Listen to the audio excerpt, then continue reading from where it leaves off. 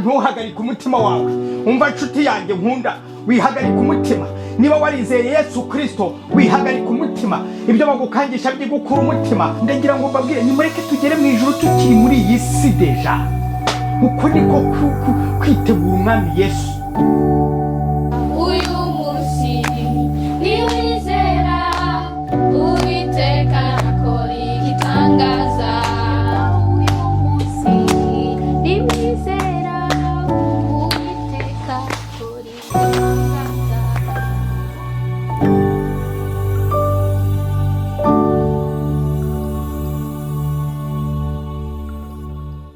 Shuti bakundwa, abakunzi ba Afranche Soma TV, ndabashuhuje mu izina rya Yesu Kristo. Nejejwe no kugira ngo dusangire ubutumwa bwiza Imana yampaye uyu munsi. Kadusenge Imana kugira ngo Imana abe ariyo iyobora iyi gahunda yose. Haleluya.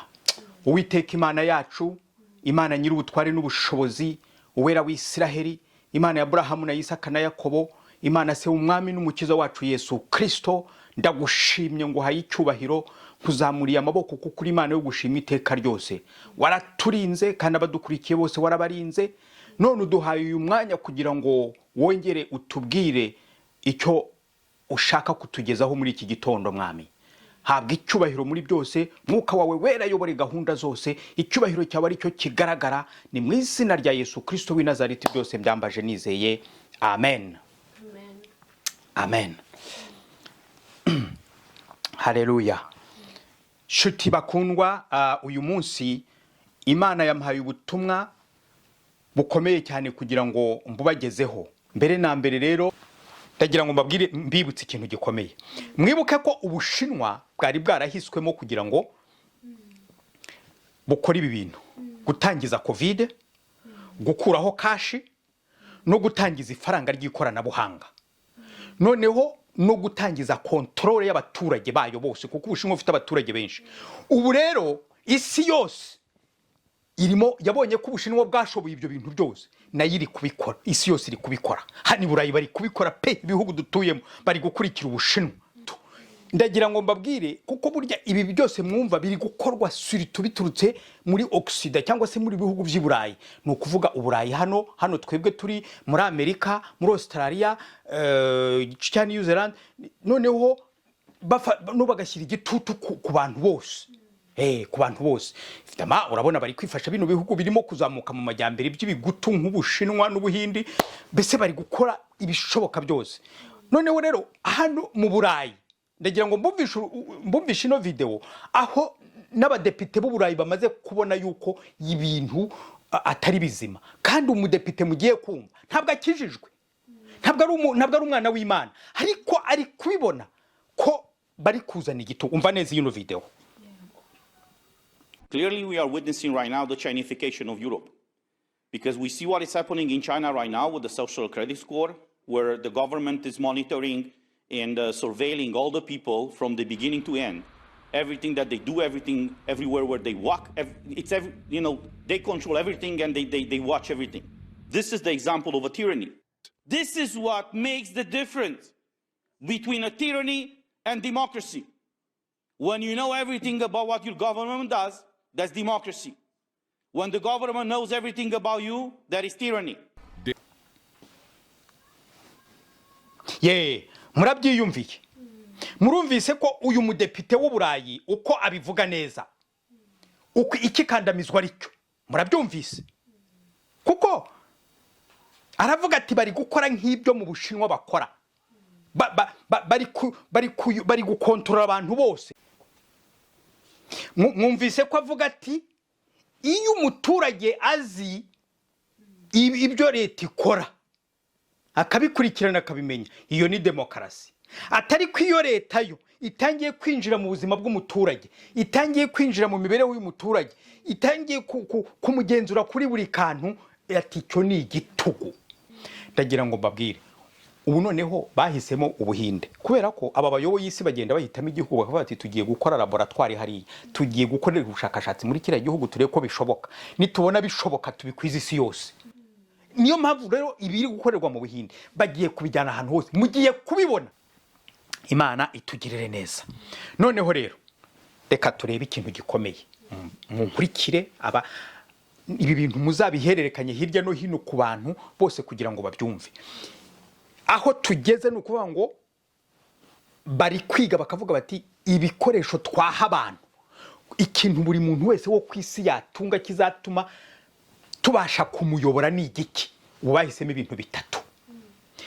Mu gihe gishize muri iyi minsi ishize hari inama yari ihuje ikigo cy'ubuyobozi bw'imari ku isi bita FMI, Fonds Monétaire International, hakaba na Banque Mondiale, kuvuga nyine Banki Mondiale, banki y'isi, barahuye, bari bahujwe n'abayobozi ba politiki ndetse n'ubupapa bubiri inyuma. Bakora inama, baravuga bati ibikoresho dukeneye ni ibihe. Bamaze kubishyiraho, uyu mugabo ugiye kubitubwira ni umuhindi ukomeye cyane, nawe muri ibyo nawe wari uhagarariye Ubuhinde, niwe ugiye kubivuga, niwe abanyamakuru bari kubaza murabyiyumvira. Reka mbanze mbuvishe ino video mwumve ibyo bikoresho bitatu. If you think what are the tools of the new world, everybody should have a digital ID, everybody should have a bank account, everybody should have a smartphone. Okay. Then anything can be done. Everything else is built on that. Because we were talking about this before we came onto the panel, the three basic things: a smartphone, a bank account, and a digital ID. Yes. That's where every nation... In India, it's been named by the Prime Minister the JAM Trinity. Jandan, which is the bank account, Aadhaar, the ID, and mobile. I mean, that shouldn't cost that much. No, nothing. Peanut. Hano baratubwira ngo muri iyi video ngo ibikoresho by'ingenzi bikenewe kugira ngo tubashe gushyiraho ubuyobozi bw'isi ni ibi. Icyambere, irangamuntu y'ikoranabuhanga, konti muri banki na smartphone. Niko uyu mugabo atubwiye w'umuhindi. Ndetse uyu mudamu w'umunyamakuru wamubazaga mubonye ko avuze ati none se ntabwo bihenda. Undi aramusubiza ati habe na gato, ubusa. Shaka kuba ati n'ubusa tuzabiha abantu. Urumva? Noneho rero turebe, ndagira ngo mbaze mbabwire muri make. Aravuze ngo indangamuntu y'ikoranabuhanga, konti muri banki, noneho smartphone. Bishaka kuvuga iki? Dukurikire neza. Indangamuntu y'ikoranabuhanga, Satani akopera Imana tujuru. Ndagira ngo mbanze mbabwire icyo kintu. Imana yacu mu ijuru hari igitabo cy'imirimo y'abera. Nicyo nakwita nyine nk'indangamuntu y'umwana w'Imana, kuko buri mwana w'Imana afite page yandikwaho ibyo bintu. Iyo mirimo umuntu akazayihemberwa ageze mu ijuru. Satani nawe yararebye arakopera avuga ati kugira ngo nanjye nkore nk'iby'Imana ikora, ifo kwabo iyo ndangamuntu izagishyirwaho ibintu byose. Noneho tukajya tureba abakurikiza amabwiriza dutanze. Amabwiriza, Satani akafata amabwiriza nzanyuza mu bupapa, nkayanyuza mu bayobozi b'ibihugu byose by'isi, nkayanyuza mu banyemari, nkayanyuza mu banyabwenge b'isi. Aya mabwiriza buri muturage w'isi wese agomba kuyakurikiza. Noneho njye menya bayakurikije. Nuko nguko bari gukora, bamenya bayakurikije, noneho nabo babahembe iby'isi bizashirana no kwifuza kwayo. Ibihe no kuvuga ngo abazafatiza indangamuntu bazajya babona nugushaka ngo nukumenya ibyo mukora byose. Noneho baguhemba iki? Baguhembe kuvuga ati we komeza ucuruze, wowe komeza ujye muri magaze, wowe komeza ujye muri vacances, wowe komeza ujye muri cinema, wowe komeza ujya kwivuza. Abatarafashize indangamuntu ntimuzongera kwivuza, ntimuzongera kujya muri vacances, ntimuzongera kujya gusura bene wanyu, ntimuzongera kujya gucuruza cyangwa se guhaha cyangwa kugira gute. Ni ibintu bikomeye bigiye kuza. Uko niko Satani ashaka kudukangisha twebwe abana b'Imana. Mwibuke ko Yesu yaravuze ngo Satani azakora ku buryo n'intore zigwa. Aha tuhitondere. Icyo ni ikintu kigiye kuza ari igicantege kugira ngo abantu bose bemere. Noneho rero ngiki cyo indangamuntu maze, kuko ibyo bintu byose bizaba biri muri iyo ndangamuntu y'ikoranabuhanga, bizaba birimo. Cyangwa banavuga bati muzahora muri confinement batazafata indangamuntu, kuko izaba ari ibaye nka passport.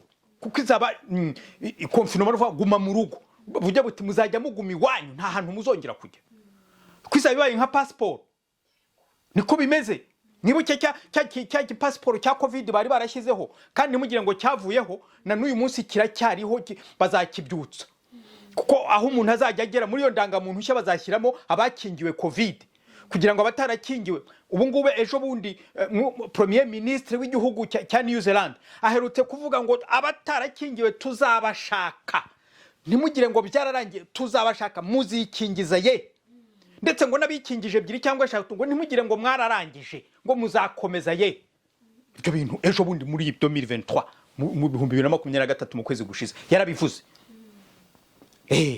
ndagira ngo mumenye icyo kintu icya kabiri konti ya banki ni ugushaka kuvuga ikiro konti ya banki ni ikintu gikomeye cyane konti ya banki satana akopera imana ivuga iti kuri ibi bintu imana iravuga iti ibyo mufite byose ni nge mbibaha niyo mpamvu imana iyo ikubwiye impaye amafaranga agiye ikakubwira ngo kora gutya fasha uyu muntu uyu n'uyu mba ngomba kubikora kuko ari imana yampaye umugisha abisiraheli imana bahuga umugisha ikavuga ngo nimufashe abakene nimufashe imfubyi n'abapfakazi ibyo hari n'indirimbo tujye turirimba ivuga ngo ibyo ntunze nanjye ubwanjye ni by'uwo mucunguzi ibyo ntunze byose ni by'uwo mucunguzi ruva hari 115 muzayirebe noneho satani nawe akavuga ati nshaka kumenya umutungo wabo nshaka kuwumenya kugira ngo noneho abakurikiza ibyo mbabwiye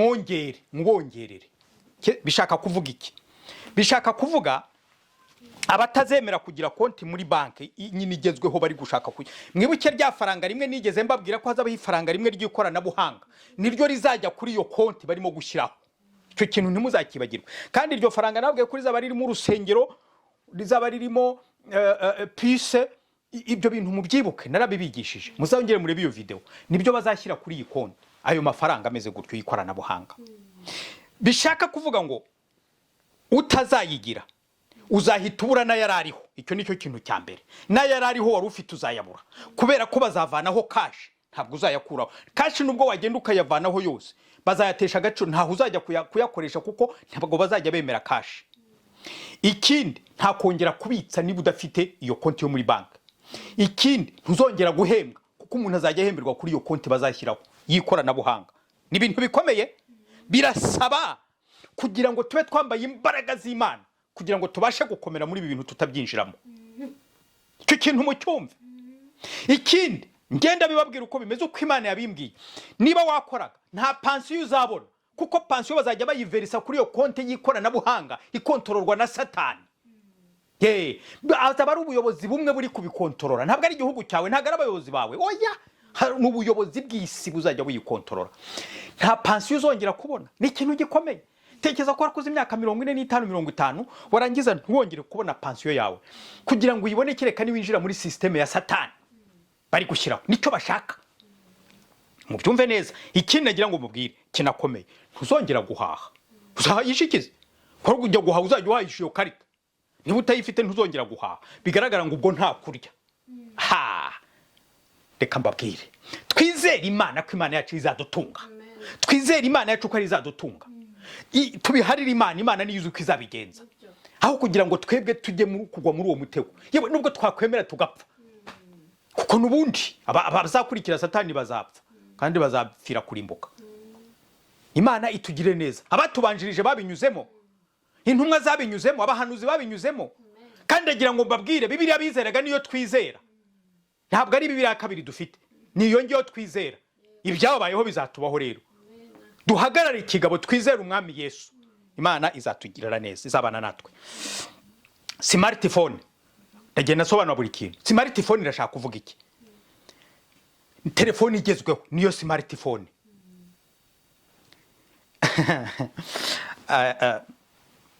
ndetse ndagira ngo mbabwire ikintu gikomeye barimo gukora mu Buhindi bari kuvuga ngo bamaze gutanga smartphone baha abantu bose zimaze kurenga 600 barimo gutanga ku buntu kugira bazakora n'ibishoboka byose internet igere mu cyaro kugira ngo umuntu wese abashe kumubona ahantu hose muzarebe mu bihugu bya Afurika ahantu hose bisigaye byoroshye no mu byaro ni waca aho mvuka mu cyaro cyari gipfutse rwose abantu bafite amatelefoni imihanda yaraje ibintu amajyamba isi yose bari kujye gukora ibishoboka kugira ngo telefoni zigera ahantu hose kandi habe hari network habe hari rezo abantu bashe kuvugana icyo ni kimwe noneho rero ndagira ngo mbabwire umugambi mubisha wa Satani uri muri ibyo ruwuhi umugambi mubisha wa Satani arashaka ko abantu bagira ururimi rumwe kandi bakagira n'amagambo amwe ibyo tubisoma mu itangiriro ibice 11 umurongo wa mbere haranditse ngo isi yari ifite ururimi rumwe n'amagambo amwe icyo gihe ku gihe cya Nimurode kuko nicyo cyagiye cya Nimurode umwami w'Ishinari yabwiraga abantu b'Ishinari ati tugume hamwe tugume hano twiyubakira inzu turabibona nitugira aho tujya banga kandi ijambo ry'Imana muzarebe mwitangira ibice 9 ijambo ry'Imana Imana yabwiye Nowa ngo muhaye umugisha ngo mubyare mugwire mwororoke mukwira isi yose kandi uko niko yari yarabwiye Adamu ngo mbahaye umugisha mubyare mwororoke mukwira isi yose kandi muyiyobore ni nako yabwiye Nowa ariko noneho umwuka mubi wa Satani ugeze muri Nimurode aravuga ati ntituvaha ndagira ngo babwire ko Nimurode niwe watangije nouvelle ordre mondiale niwe watangije ubuyobozi bushya bw'isi burwanya ubw'Imana Imana iravuze iti mukwira isi yose Nimurode ati turagumaha ntabwo tuhava dukora uko tushoboye kose tugira ururimi rumwe kandi tugire n'amagambo amwe kuri iki gihe Satani cyashaka niki iyo tuvuga ngo arashaka kugira ururimi rumwe niki ururimi rumwe bene data ndagira ngo murwumve ni langage informatique mureba ahantu hose ibintu byose byabaye informatize no mu byaro uko n'umukene sege mvuga abantu bakene nari batize no gusoma no kwandika nawo bari gushaka kujya kuri ordinateur kuri telefone ibintu byose langage informatique ibintu byose ni email ibintu byose ni kwandika ni message ntaga telefone iyo umuntu telefone y'abantu narinzi bose batize batazi no gusoma no kwandika si nkunda cyane bishutse avuga ati ntago wazampaga telefone ko ibintu byakometwe ni ikibazo gikomeye langage informatique ururimi rumwe Satani ari gukora ku buryo isi yose igira ururimi rumwe langage informatique ordinateur telefone ordinateur telefone ordinateur telefone tablette ngibyo ibintu bigezweho mu isi yose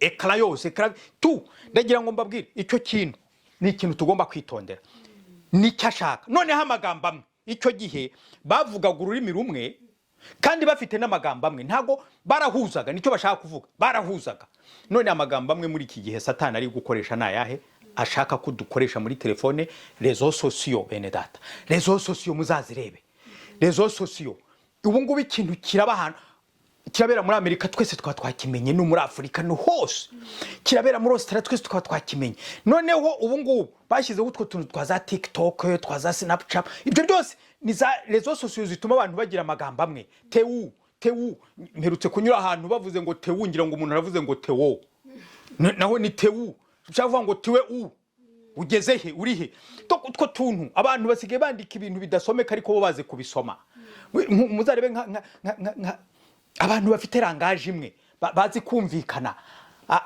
abantu za hari amagurupe agenda agira kode yayo ugasanga bafite kode imwe barumvikana isi igomba kugira kode imwe réseaux sociaux Imana cyangwa se social media social media cyangwa se nyine ibi bintu by'imbuga zihurirwaho n'abantu benshi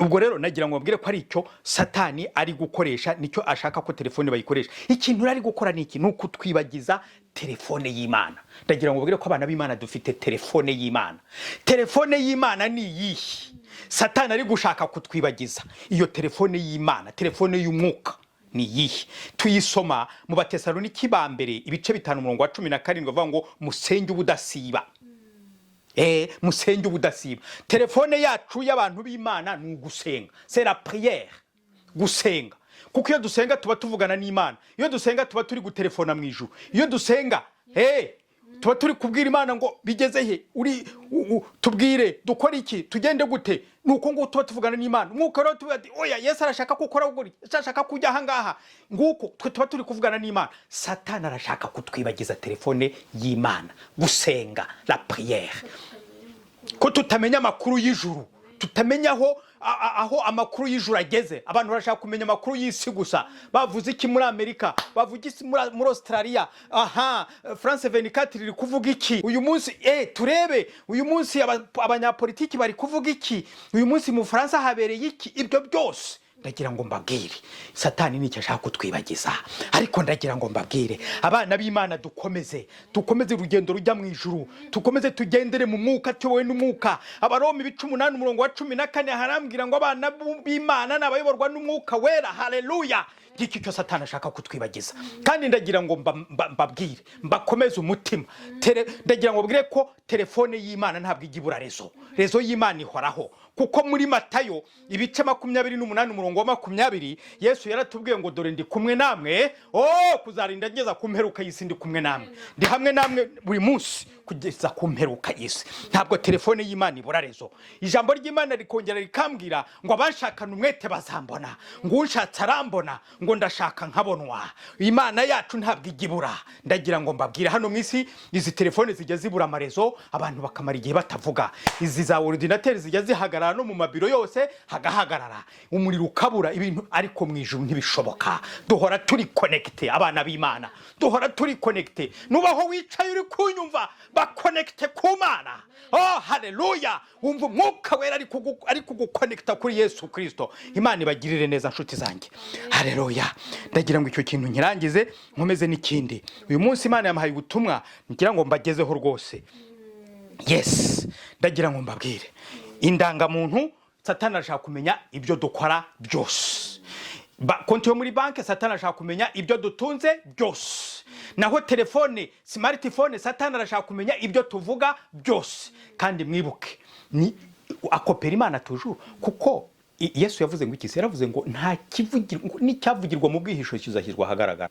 mukavu bigaragara ngo Imana ikurikirana ibyo tuvuga byose ndetse ijambo ry'Imana avuga ngo tubitekereje gusa tutarabivuga barangije kubibona Satani nawe nibyo ari gushaka mwibuke video nabahaye ubushize ukuntu Satani ashaka gusoma mu bitekerezo by'abantu ndagira ngo mukurikirane ibi byigisho mbaha niko Satani ari gukora kugira ngo azabashe no gushyikira bera hari na video nigeze gutanga nyitangira kuri uru rubuga ivuga ngo imbe birya umuhini isotera isuka nukuvuga ngo ibyo mubona byose biri gukorerwa mu isi Satani arashaka kugera kubera kuko nibo bamubangamiye abera abana b'Imana haleluya ndagira ngo dukomeze noneho reka mbumvishe indi video y'umwe mu bayobozi ba Kiliziya Gatolika nawe mwumva uko avuga witwa Alexander Chikwel.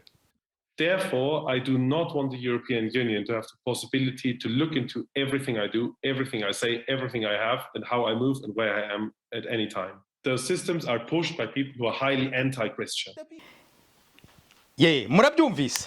Murabyumvise ibyo avuze arabisobanuye avuga nyine ukuntu bari gukontrola umuntu ahantu hose niho avuze ati mwumve bya bindi namaze kubasobanurira kowe nibyo yavugaga muri make aravuze ati ntabwo nshaka ko ngewe Union Européenne imenya ibyo nkora byose sinshaka ko imenya ibyo ntunze byose sinshaka ko imenya ibyo mvuga byose murumva ko ari bya bintu bitatu ari guhakana ari kwanga mu yandi magambo n'umuyobozi wa Kiliziya Gatolika ari mu bayobozi arabizi wari kubyanga nibyo ari kurwanya ati simbishaka kuko icyo ni igitugu noneho yongera nuko ati kandi ibyo biri gukorwa iyi system iri kubikora ni system anti-chrétien niko avuze irwanya abakristo ubwo rero tube maso niba n'abantu badakijwe batangiye kubona ibi bintu twe dukijwe tugomba kwibona mbere tukamenya icyo Satani ashaka naho ashaka kugera ibyakorewe mu Bushinwa murabona ko barimo babikwiza isi yose none bafashe ubuhindi baravuga bati rero mwebwe bahindi ni mutwigira ukuntu ibi bikoresho byose byashoboka none ubuhindi bwaratangiye indangamuntu ngo zimaze gufatwa na 99% mu Buhindi konte ya banki abaturage bose bari kurwana no kugira iyo konte kandi ubuhinde bugizwe na miliyari imwe na miliyoni 300 z'abaturage none n'amasimartifone ngo bamaze gutanga hafi yewe amamiliyoni barimo gutanga ahantu hose none isi yose iri kuvuga iti bya bintu birashoboka niba biri gushoboka mu buhinde igihugu gifite abaturage bangana na miliyari imwe n'ibihumbi 300 bizananirwa se gushoboka mu bubiri bizananirwa se hano mu bubiri gituri bizashoboka mu Bufaransa bizashoboka mu Butaliyani bizashoboka mu Budage bizashoboka muri Afurika mu duhugu none se byaba byashobotse mu buhinde bikananirwa nande niyo mpamvu rero ibiri gukorerwa mu buhinde bagiye kubijyana ahantu hose mugiye kubibona niba mutaranabibona mu bihugu byanyu mwe mukurikire muri bibi bagiye kubabwira ko hagiye kuzaho indangamuntu z'ikoranabuhanga bagiye kubabwira ko umuntu wese agomba kugira konte ya banki bagiye kubabwira ko buri muntu wese agomba kugira telefone igezweho bagiye gukora ibishoboka byose kugira ngo bashyire mu bikorwa ibi bintu mu bihugu byose by'isi bazashyiraho imbaraga ntabwo ari umuperezida ubishaka burya hari n'abaperezida baba batabishaka ariko bakabashyiraho igitutu bakabyemera batabishakaga bakwanga bakabakuraho cyangwa bakabica ubuyobozi bw'isi bufite imbaraga kuko buzihabwa na Satani tukintu tucyumve icyo nagira ngo mbanze nkibamenyesha nagira ngo mbabwire murebe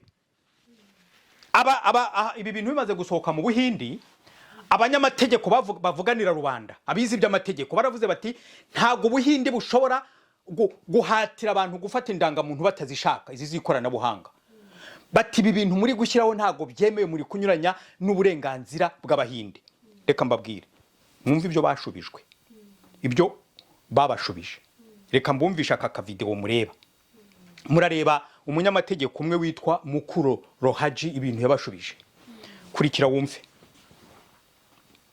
Aadhaar card can be made mandatory by the government. One argument by petitioners against mandatory Aadhaar was that it breached the rights to privacy and made personal data vulnerable. The center argued maintained privacy wasn't a fundamental right. Attorney General Mukul Rohati even said citizens do not have an absolute right on their bodies. Murabyiyumviye ukuntu yababwiye mu cyongereza reka mbisobanure mu kinyarwanda barabashubije bati itegeko nshinga ntabwo rirengera abaturage rivuga yuko ibi batagomba kubikora nta hamwe itegeko nshinga ribivuga ikindi uyu Mukuru Rohaji yarababwiye ngo abahinde turashaka kubamenye kandi ahagararira urukiko rw'ikirenga rwo mu buhinde nta handi bajya kurega yarababwiye ngo abahindi nta burenganzira mufite ku mibiri yanyu icya mbere itegeko nshinga ntiribarengera icya kabiri nta burenganzira mufite ku mibiri yanyu ibyo nibyo bita nouvel ordre mondial ibyo nibyo bita ubuyobozi bw'isi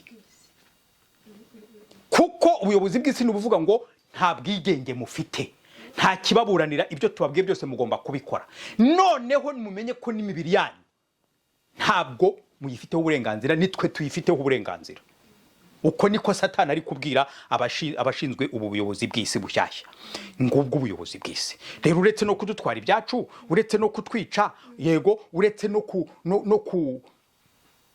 gushaka mbese kudukoresha ibyo bashaka byose bono baranavuga ko n'imibiri yacu ari iyabo Satani arashaka kwerekana ko n'imibiri yacu ari wiyitegeka ni cyagiye nababwiye ko arimo gushaka no gukontorora ibitekerezo byacu murabona ko ubutumwa ngenda mbabwira bugenda bukurikirana kandi ibintu muzagenda mubibona kandi nyamara amen ijambo ry'Imana riratubwira ngo imibiri yacu ni insengero z'umwuka wera imibiri yacu ni y'Imana Satani sayifasha ati tuzabyange muzabyange niba ari no kubizira tuzabizire ariko twebwe imibiri yacu iyoborwa n'Imana yacu kuko niyo yayiremye niko bimeze none nshuti yanjye wowe unkurikiye ubu ngubu umaze kumva ibi byose wambaza uti dukora iki cyangwa se nkora iki Yesu ubwe ni utanga igisubizo muri Matayo ibice 6 umurongo wa 31 kugeza ku 33 reka tuhasome haravuga ngo nuko ntimukiganyire mugira ngo tuzarya iki cyangwa tuzanywa iki cyangwa tuzambara iki, kuko ibyo byose abapagani nibo babyirukaho babishaka, ariko mwe so wo mu ijuru azi ko mubikwiriye byose. Ahubwo mubanze mushake icya mbere ubwami bw'Imana, icya kabiri no gukiranuka kwayo, nibwo ibyo byose muzabyongererwa. Nshuti mukundwa, umva neza aya magambo. Imana ni umwami. Gushaka ubwami bwayo ni ugushaka uko wabugeramo, kandi inzira yo kubugeramo ni Yesu Kristo, nk'uko tubisoma muri Yohana ibice 14 umurongo wa 6, aho Yesu avuga ati ni nge nzira n'ukuri n'ubugingo. Kandi kugira ngo Yesu Kristo akubere inzira, urasabwa ibintu bibiri by'ingenzi dusoma muri Yohana igice cya mbere umurongo wa 12: kumwemera ukamwakira mu mutima wawe, kwizera izina rye ko rishobora byose, nk'uko havuga ngo icyakora bamwemeye bose bakizera izina rye yabahaye ubushobozi bwo kuba abana b'Imana. Iyo umaze kugera kuri ibyo bintu bibiri, icyo gihe aguha ubushobozi cyangwa se droit yo kuba umwana w'Imana. Noneho ukaba ubonye ubwami, kuko ubaye umwana w'umwami, kandi umwana aba mu rugo rwa se, ndetse ibya se aba ari ibye nawe, nk'uko tubisoma muri Luka ibice 15 umurongo wa 31, igihe ise wuriya mwana w'imfura yamubwiraga ati mwana wanjye tubana iteka, none ntuzi ko ibyo ntunze nawe ari ibyawe. Ibyo byose rero bituma igihe cyose iyo Imana ikurebye ikubonamo gukiranuka kwa Yesu Kristo, kuko atuye muri wowe wamaze kumwakira, noneho ikakwita umukiranutsi, bidaturutse kuri wowe ubwawe, ahubwo biturutse ku bwere bw'umwana wayo Yesu Kristo. Ndetse aha niho Pawulo avuga ati sijye ukiriho, ahubwo ni Kristo uriho muri jye, nk'uko tubisoma mu Bagalatiya ibice 2 umurongo wa 20. Niyo mpamvu nk'uko ijambo ry'Imana ribivuga mu Bakorinto ba kabiri ibice 5 umurongo wa 20, ndaguhendahenda ngewe ubwanjye, ngewe ndi kuvuga, ndaguhendahenda cyangwa se ndakwinginga mu cyimbo cya Yesu Kristo ngo wiyunge n'Imana wowe urimo kumva ubu butumwa. Niba kandi ubyemeye nshuti yanjye, ubikuye ku mutima by'ukuri, subiramo iri sengesho: Mwami Yesu Kristo, menye ko wankunze urukundo ruhebuje. Nemeye kukwakira mu mutima wanjye no kwizera izina ryawe. Nagendeye mu byaha igihe kirekire, ariko none nemeye kubyihana byose. Nkusabye imbabazi mwami wanjye. Ndagushimiye ko umbabariye, ukaba umpaye ubushobozi bwo kuba umwana w'Imana, kandi ndagushimira ko ungize icyaremwe gishya, ndetse ko uhereye ubu ukageza iteka ryose atari njye ukiriho, ahubwo ari wowe uriho muri jye, ukaba unyoboza umwuka wawe wera ibihe bidashira. Amen, amen, amen, amen.